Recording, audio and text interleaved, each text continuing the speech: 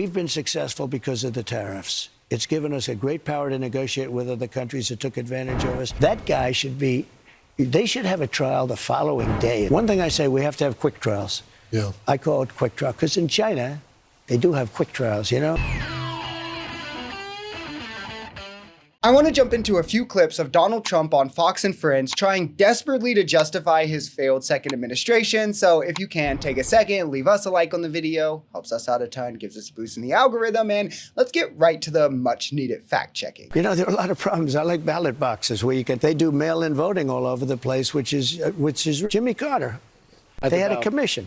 He said, anytime you have mail-in voting, it's a crooked election, okay? And they got to stop. But I say, so I can't really say the ballot box because in some cases, like California doesn't have ballot boxes. Send out 38 million ballots. Nobody knows where the hell they're going. Then they come back. Democrats get more than Republicans. Right. It's so unfair. I love that these clowns have lost even the mail-in ballot debate so hard that it comes down to creating just new lies now because their last lies have been thoroughly debunked. California obviously has ballot boxes. They obviously do in-person voting. Mail-in ballots are also easily traceable. We know this. We've long known this. They're sent to registered voters. These are tried and true methods, which is why mail-in ballot fraud is no more common than in-person voting fraud, which is less likely to happen than you are to get struck by lightning. More Democrats vote by mail. That should just give the game away as to why, right? That Trump is attacking this is because it favors the left. That's the only reason they have this problem. The undeniable proof of that is Republicans have never said anything about mail-in ballot voting for the military that votes the same way because they lean Republican. One thing I say, we have to have quick trials. Yeah. I call it quick trial because in China, they do have quick trials, you know? They don't wait 6 years and you start off guilty and you end up guilty in China. Oh, it's terrible. What happens here is you go through 7, 8 years, and by the time it ends, and then they say, well, you know, he had a reason to do it because he wasn't treated right in grade school, and it's his teacher's fault, and it's the government's fault. That guy they should have a trial the following day. I think this is hilarious considering Donald Trump himself is on tape bragging about having classified documents that he shouldn't have, yet postponed his own trial at every turn and called it a sham. We have audio, text, emails, and more of him orchestrating his election fraud scheme with the falsified business records, yet Trump postponed that trial at every turn, every way possible. Didn't happen for 2 to 3 years after the charges were brought.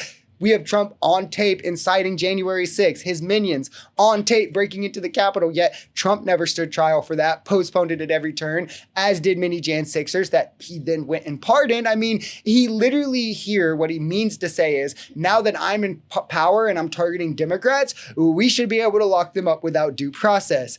Glad I could fix it for him. We've been successful because of the tariffs. It's given us a great power to negotiate with other countries that took advantage of us. Tremendous power. Also, it's brought in trillions of dollars into our country. We have a big case brought by foreign governments because the foreign governments have been ripping us off for years, and it's now in the Supreme Court.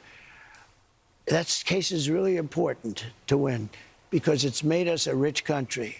It's made us a rich country because I don't want to call it retribution, but we've been ripped off. Trying to rebalance. We've been ripped off for years by countries and by having presidents that were not smart in a business sense. I'm not saying they were good politicians, but they were stupid businessmen. They allowed the world to rip us off.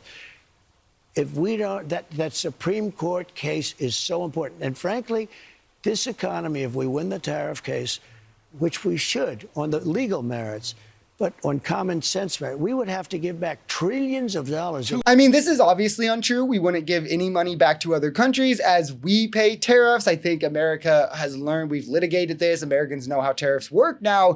American importers pay them to be specific. They then pass them down to consumers through layoffs, through price increases, which we've seen unemployment rise. We've seen inflation rise since the tariffs. So it seems the economists were right again. Also, what is he talking about? Like tariffs are why we're doing great right now? The 90 deals in 90 days was a complete fail. Economists are worried about a recession. We've lost jobs. Prices are rising massively in select industries, across the board rising, and the market is volatile. What good has came from this administration for anyone outside of the top 10%? The only people benefiting from this are those financially secure enough to see market volatility as an investment opportunity rather than like risking or losing sleep over their retirement, like many others are, and those in the top 10% who, of course, are going to benefit from the tax bill that takes income away from everybody else.